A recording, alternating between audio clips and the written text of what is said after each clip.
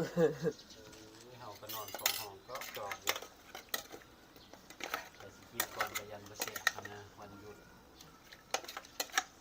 เดี๋ยวกินซีมือเนาะเนี่ยนะนัว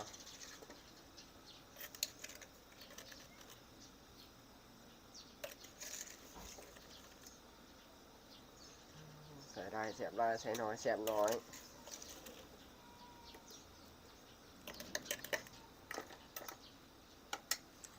หลอดมาแล้วเข็นเดี๋ยวสีขั่วกันจักหน่อยก็เลยจักหน่อย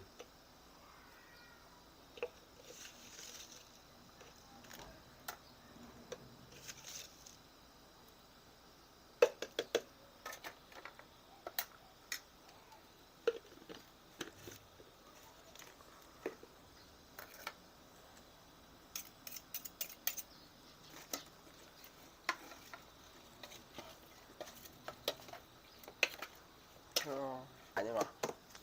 เผ็ดมาเค็มก็เฮ็ดเอาเองครับมันเอาเผ็ดเนาะพอแล้วมันสวยครับ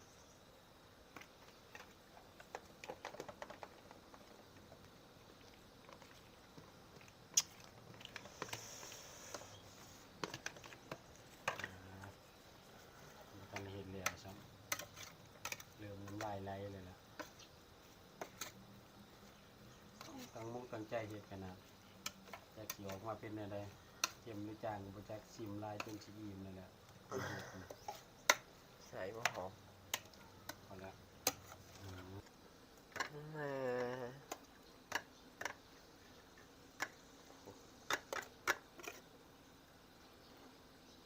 หน้าตาสีสันแล้วอะไรก็สิประมาณนี้เลยทุกคน